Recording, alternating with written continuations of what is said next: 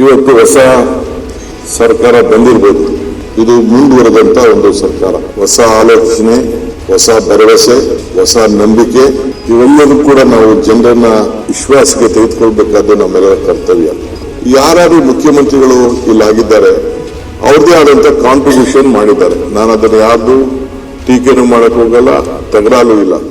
ಅಧ್ಯಕ್ಷೆ, 3ನೇ ತಾರೀಕು 2 ತಿಂಗಳಿಂದ ನಮ್ಮ ರಾಷ್ಟ್ರೀಯ ನಾಯಕರಾದ ಮಲ್ಲಿಕಾರ್ಜುನ್ ಖರ್ಗೆ ಸಾಹೇಬರು, ರಾಹುಲ್ ಗಾಂಧಿ ಅವರು, ಸೋನಿಯಾ ಗಾಂಧಿ ಅವರು, ನಮ್ಮ ಪಕ್ಷದ 2 ಪ್ರಧಾನ ಕಾರ್ಯದರ್ಶಿಗಳು ವೇಣುಗೋಪಾಲ್ ಮತ್ತು ಸುರ್ಜೇವಾಲಾ ಅವರೆಲ್ಲ ಚರ್ಚೆ ಮಾಡಿ ನನಗೆ ನಮ್ಮ 139 ಜನ ಶಾಸಕರ ಬೆಂಬಲದಿಂದ ಈ ಸ್ಥಾನದಲ್ಲಿ, ಮುಖ್ಯಮಂತ್ರಿ ಸ್ಥಾನದಲ್ಲಿ ಉಳಿಸಿದ್ದಾರೆ. ನಾನು ಈ ಸಂದರ್ಭದಲ್ಲಿ ಹಿಂದೆ ಕೂಡ ಬಹಳ ಜನ ನಾಯಕರುಗಳು ಈ ರಾಜ್ಯದ ಮುಖ್ಯಮಂತ್ರಿಯಾಗಿ ಸೇವೆಯನ್ನು ಕೂಡ ಮಾಡಿದ್ದಾರೆ. ಕಳೆದ 3 ವರ್ಷದಿಂದ ಮಾನ್ಯ ಶ್ರೀ ಸಿದ್ದರಾಮಯ್ಯನವರು ಮುಖ್ಯಮಂತ್ರಿಯಾಗಿ, ನಾನು ಉಪಮುಖ್ಯಮಂತ್ರಿಯಾಗಿ ಸುಮಾರು ಇಲ್ಲಿರುವಂತಹ ಕೆಲವು ಹಿರಿಯರೆಲ್ಲ ಕೂಡ ಅವರ ಸಂಪುಟದಲ್ಲಿ ಕೂಡ ಸದಸ್ಯರಾಗಿದ್ದರು. ಇವತ್ತು ಹೊಸ ಸರ್ಕಾರ ಬಂದಿರಬಹುದು. ಇದು ಮುಂದುವರೆದಂತ ಒಂದು ಸರ್ಕಾರ. ಹೊಸ ಆಲೋಚನೆಗಳು ಖಂಡಿತ ಪ್ರತಿ ವ್ಯಕ್ತಿಗೂ ಕೂಡ ಇರ್ತದೆ. ಹೊಸ ಆಲೋಚನೆ, ಹೊಸ ಭರವಸೆ, ಹೊಸ ನಂಬಿಕೆ ಇವೆಲ್ಲವೂ ಕೂಡ ನಾವು ಜನರನ್ನ ವಿಶ್ವಾಸಕ್ಕೆ ತೆಗೆದುಕೊಳ್ಬೇಕಾದ್ದು ನಮ್ಮೆಲ್ಲರ ಕರ್ತವ್ಯ. ಆದ್ರೆ ನಾನು ಈಗಾಗಲೇ ಹೇಳಿದ್ದೇನೆ, ಇದೊಂದು ಟೀಮ್ ಕರ್ನಾಟಕ ಅಂತ ಹೇಳಿ ಇಡೀ ರಾಜ್ಯ ನಾವು ಸಂಪುಟದ ಎಲ್ಲಾ ಸದಸ್ಯರು ನಮ್ಮ ಶಾಸಕರ ಜೊತೆಯಲ್ಲಿ ನನ್ನ ಎಲ್ಲ ವಿರೋಧ ಪಕ್ಷದ ಶಾಸಕರನ್ನ, ನಾಯಕರನ್ನ ವಿಶ್ವಾಸಕ್ಕೆ ತೆಗೆದುಕೊಂಡು ನಾವು ರಾಜಕಾರಣವನ್ನ ನಾವು ರಾಜ್ಯದ ಜನತೆಯ ಅಭಿವೃದ್ಧಿಗೋಸ್ಕರ ನಾವು ಮಾಡಬೇಕಾಗ್ತದೆ. ನಾವು ಚುನಾವಣೆ ಬಂದಾಗ ಬೇಕಾದಷ್ಟು ಜನ ವಿವಿಧ ರೀತಿಯಲ್ಲಿ ತೀರ್ಮಾನ ಬಂದಾಗ ಅದಕ್ಕೆಲ್ಲ ನಾವು ಪ್ರಜಾಪ್ರಭುತ್ವ ವ್ಯವಸ್ಥೆಯಲ್ಲಿ ನಾವೆಲ್ಲ ಒಪ್ಕೊಳ್ಳೋಣ. ಆದ್ರೆ ಇಂದು ನನಗೆ ಸಿಕ್ಕಿರುವಂತಹ ಈ ಅವಕಾಶದಲ್ಲಿ ನನಗೆ ಇಲ್ಲಿರುವಂತಹ ಎಲ್ಲ 224 ಶಾಸಕರು ಕೂಡ ಒಂದೇ, ಎಲ್ಲ ಪಕ್ಷದವರು ಒಂದೇ. ನೀವ್ ಹೆಂಗೆ ಈ ಸ್ಥಾನದಲ್ಲಿ ಒಬ್ಬ ಹಿರಿಯ ಸ್ಥಾನದಲ್ಲಿ ಕೂತ್ಕೊಂಡು ಎಲ್ಲರಿಗೂ ಕೂಡ ನೀವು ಗೌರವನ ಕೊಡಬೇಕು, ನಾನು ಈ ಸ್ಥಾನದಲ್ಲಿ ಕೂತ್ಕೊಂಡು ಎಲ್ಲರೂ ಕೂಡ ಒಟ್ಟಿಗೆ ತೆಗೆದುಕೊಂಡು ಹೋಗ್ಬೇಕು ಅನ್ನೋದು ನನ್ನ ಆಸೆ.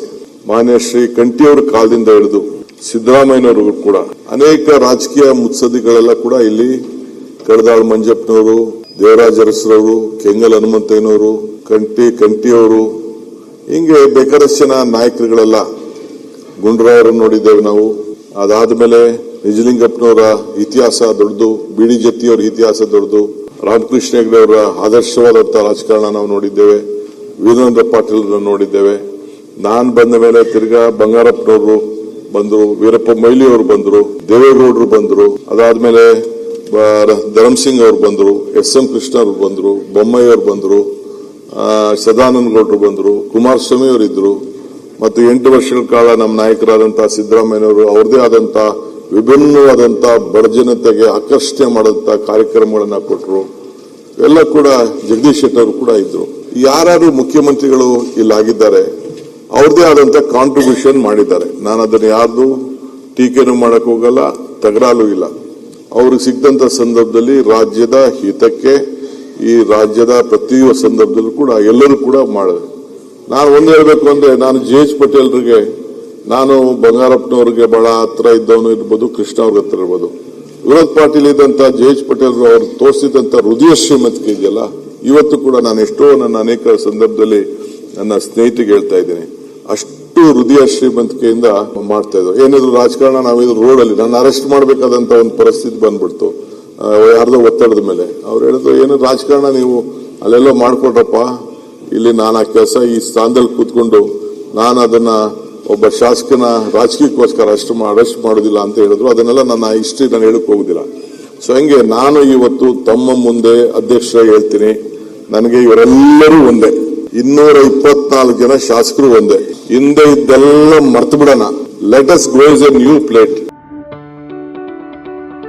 ಯಾವುದೇ ಸುದ್ದಿಯ ಅಪ್ಡೇಟ್ ಅನ್ನ ಮಿಸ್ ಮಾಡ್ಕೊಳ್ಬಾರ್ದು ಅಂದ್ರೆ ಈಗ್ಲೇ ಒನ್ ಇಂಡಿಯಾವನ್ನ ಸಬ್ಸ್ಕ್ರೈಬ್ ಮಾಡಿ. ನಿಮಗೆ ಬೇಕಾದ ಭಾಷೆಯಲ್ಲಿ ಎಲ್ಲಾ ಸುದ್ದಿ ತಿಳಿಬೇಕು ಅಂದ್ರೆ ಒನ್ ಇಂಡಿಯಾ ಆಪ್ ಅನ್ನ ಡೌನ್ಲೋಡ್ ಮಾಡ್ಕೊಳ್ಳಿ.